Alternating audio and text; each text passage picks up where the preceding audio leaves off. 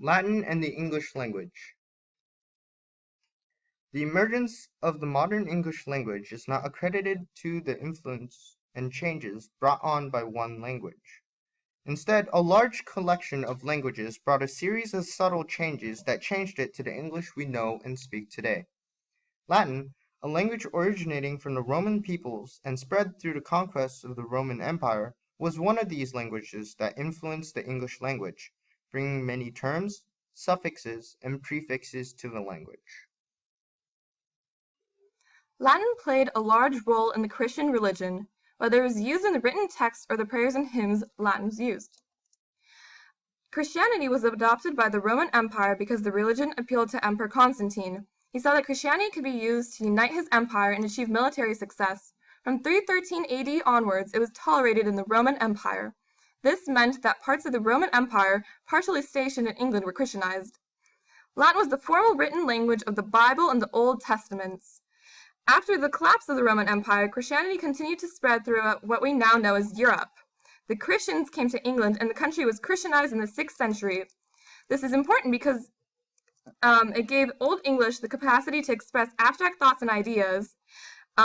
It stimulated the Anglo-Saxons to apply existing words to new concepts. Christianity brought Latin vocab to English in 597 AD. Latin primarily impacted words relating to the church. Borrowed words from Latin increased in the 17th and 18th centuries because theology, science, and law started using Latin words as well. However, the general public was unable to understand the Bible in Latin, so the Church developed a vernacular translation of the Bible. Latin was used to signify nobility of the text. The general public was using English, while priests and scholars used Latin. Dictionaries were written to define new English terms. Thus, historians have accurate approximations as to when some Latin words were used in English. From about 1600 to 1649, the number of new Latin words in the English language was the greatest it had ever been. The upwards curve of Latin words used started around the Renaissance in the 1400s and the 1500s. Clearly, Latin had a significant role in the religion. Because Latin was so important to Christianity, it also became very meaningful for the Christians to preserve it. This, with the massive spreading of Christianity, allowed for new words to be created using bases from Latin, as well as the dissemination of Latin words already in use. Many commonplace terms used in Christianity that became normal for daily life are directly or nearly directly from Latin. So these common words went through a sort of change, if oversimplified, in which Latin terms in Christian documents went to the Christian people, then to the lay English speakers, and made their way into common English. These words included altar and abbot, also, even more commonly, candle. They transferred into English because, in many cases, it was simpler to use the pre-existing Latin term than to invent a whole new word for the same idea.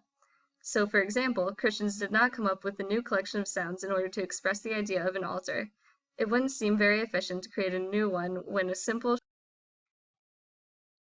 The words angel, collect, demon, disciple, hymn, relic, and temple are only some examples of Christian terminology that were influenced by the language Latin.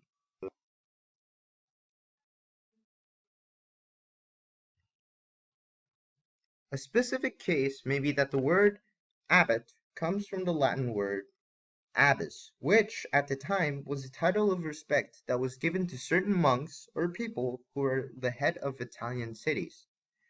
In Old English, the word receives a hard masculine ending and becomes abbot. Towards the late Old English times, and in the emergence of Middle English, the masculinity weakens to abbot, abode, or abbot.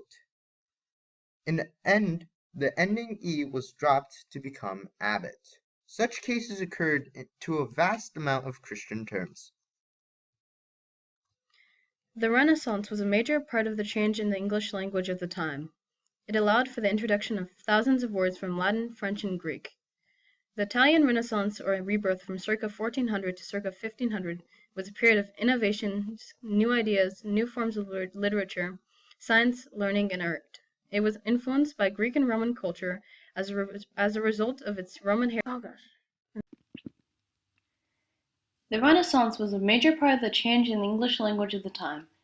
It allowed for the introduction of thousands of words from Latin, French, and Greek. The Italian Renaissance, or rebirth from circa 1400 to circa 1500, was a period of innovations, new ideas, new forms of literature, science, learning, and art. It was influenced by Greek and Roman culture as a result of its Roman heritage and exposure to the Byzantine and Arabs, who preserved classical culture. The Italian Renaissance, through the invention of the printing press, spread its ideas and influenced the Second Renaissance, but this time in the north, from circa 1500 to circa 1600. The printing press was a major part of the spread of the Renaissance because it allowed for the public to afford books, as they could be mass-produced, and it also made the public want a more practical and secular education based on Greek and Roman culture, which eventually led to the introduction of new words. The Northern Renaissance was different from the Italian Renaissance in the way that it was more religious and nationalistic.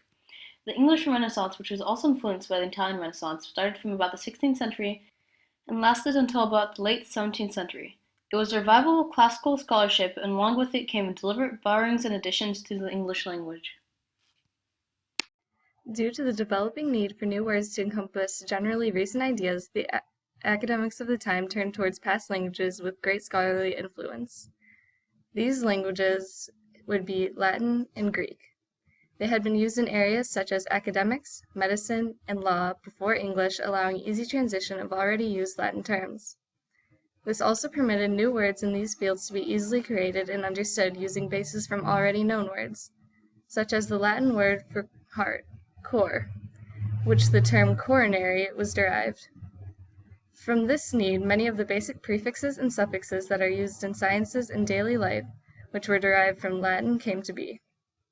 Also, during the Renaissance, many writers began attempting to create new avant-garde words, grabbed from other languages like Latin, in order to both impress and baffle their audiences. Many of these new words were considered inkhorn words. This meant that they used an excessive amount of ink when written out because they were overly flourished.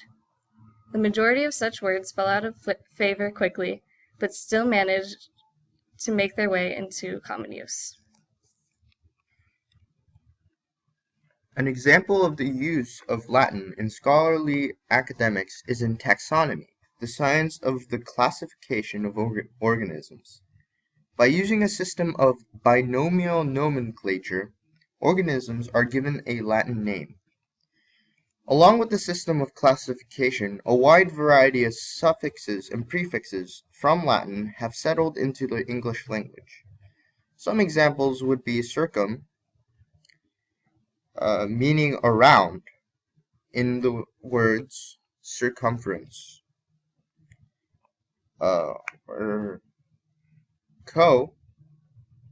con or com, meaning together or with in words such as coexist, compel, and conform. Pri or pre, meaning before, in front of, or forth in words such as previous and prevent. As you can see, Latin was very influential and important in the development of the English language. Used in many texts, Latin words were soon adapted into the language and made use of by everyone. To further this point, the sentence I just said used 5 Latin words. About a third of English words came from Latin. Therefore, this begs the question, where would English be without Latin?